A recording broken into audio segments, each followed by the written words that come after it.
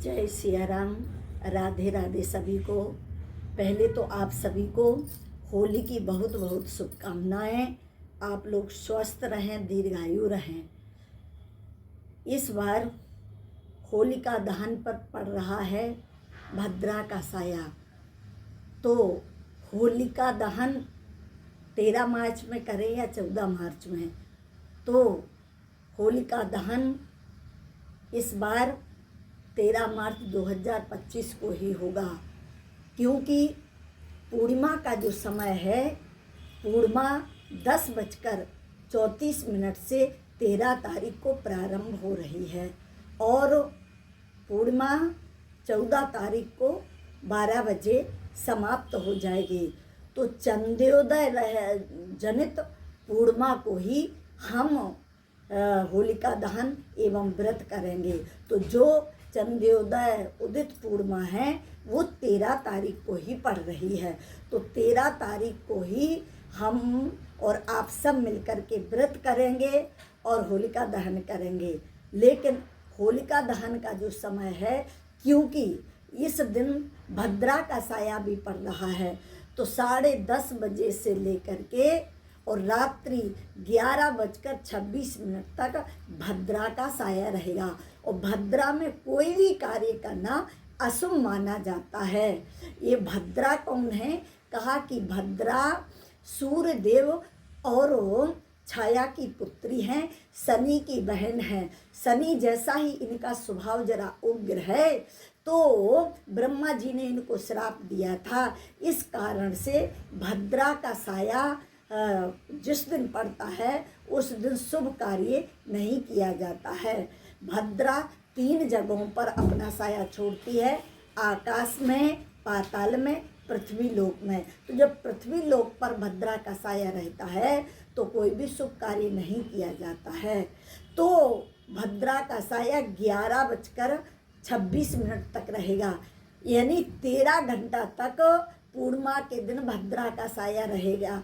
इसके बाद में 11:26 से लेकर के 12:34 तक शुभ मुहूर्त होलिका दहन का है। इसी में ही होलिका दहन कीजिएगा, होलिका का पूजन कीजिएगा और इसी में सारे कार्य कीजिएगा। ये शुभ मुहूर्त होलिका दहन का है।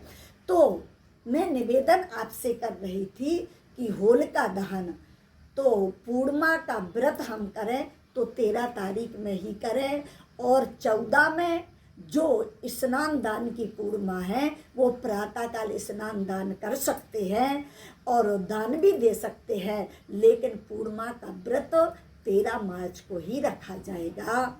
तो 13 तारीख में ही हम पूर्णिमा का व्रत करेंगे, क्योंकि चंद्रोदय उदित पूर्णिमा का व्रत ही करना चाहिए। 14 तारीख में 12 बजे तक दिन में ही पूर्णिमा है। तो 14 तारीख में स्नान दान पूर्णिमा तो कर सकते हैं, ब्रह्म मुहूर्त में स्नान करें, दान दें। इसके बाद में जो होली मनाते हैं पूर्णिमा को, वो होली भी मनाएंगे। हमारे यहाँ पर पूर्णिमा को नहीं, पितिपदा को होली मनाते हैं। तो हम लोग तो 15 तारीख में ही होली मनाएंगे, लेकिन कहीं कहीं पर पूर्णिमा को होली मनाते हैं तो वो मना सकते हैं। अगले वीडियो में मैंने पूजन की सामग्री बताई थी, तो आइए अब बताते हैं कि उस सामग्री का क्या करना है, होलिका पूजन हम कैसे करें। तो सबसे पहले ये जो रंगों का भरा हुआ लोटा है ना, इसका क्या करें, तो जाएं और जा करके सबसे पहले होलिका के सामने चौक पूरें। फिर इसके बाद में होलिका को एक लोटे में स्वच्छ जल रख लें, तो होलिका जी को अर्पित करें। इसके बाद में हम और आप सब मिल करके होलिका पूजन में हल्दी का बड़ा महत्व रहता है। तो होलिका जी को हल्दी जरूर चढ़ाएं, लेकिन हल्दी दोनों हाथों से चढ़ाना चाहिए। हल्दी का बड़ा महत्व रहता है, तो हल्दी चढ़ाएं। और ये जो हमने घी रखा था, ये घी ऐसे नहीं है, ये घी जो है ना वो परिवार के सारे सदस्यों के ऊपर से एक एक चम्मच फेरा है, उतारा है और उसको एक कटोरी में रखा है। तो इसको करना क्या है कि उसको वहाँ जा कर के एक ओपले पर आगे के ओपले पर, मतलब से गाय के गोबर के ओपले पर इसको डाल देना है घी को और जला देना है। इससे नज़र दोष दूर हो जाता है।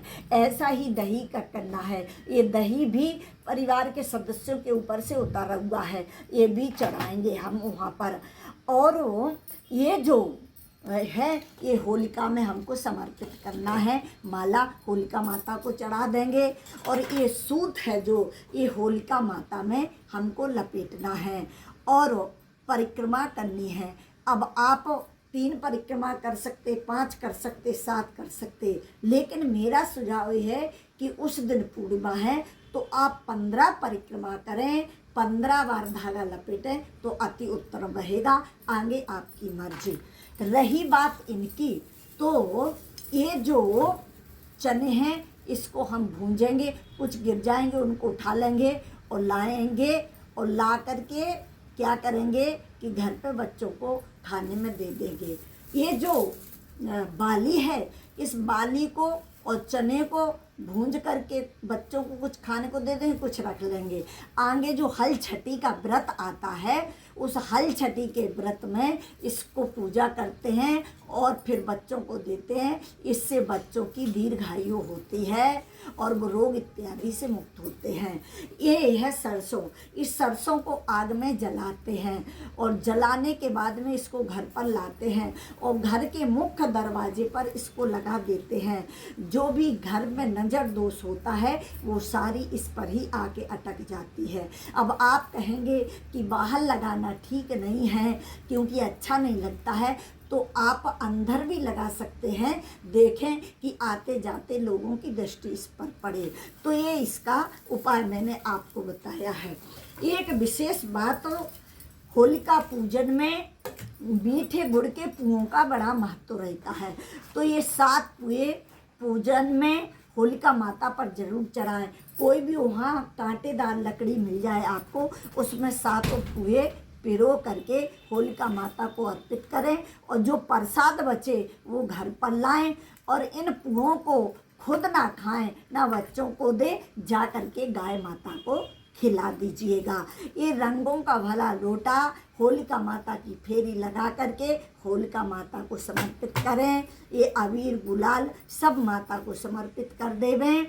अब रहा नारियल, तो जो नारियल है ना वो नारियल जलते हुए होलिका माता में समर्पित करें तो आपके घर में साल भर लक्ष्मी की बरसात होगी। कहते तो ये भी हैं कि ये जो गेहूं की बाली है इनको जलाने से आपके घर में साल भर अन्न धन की कमी नहीं रहती है। और इस दिन उपटन का बड़ा महत्व है। आप उपटन करें और वो किया हुआ उपटन जाकर के होलिका में आप डाल दें तो आपका नज़र चला जाएगा। ये काम आप ज़रूर करें। अगर आप सबको मेरा ये वीडियो पसंद आया हो तो हमारे चैनल को सब्सक्राइब करें और कमेंट में जय माता दी जरूर रखें। आप सबका दिन मंगलमय हो, आप स्वस्थ रहें, दीर्घ आयु रहें और आपको होली की ढेर सारी शुभकामनाएं। जय श्री राम, जय माता दी।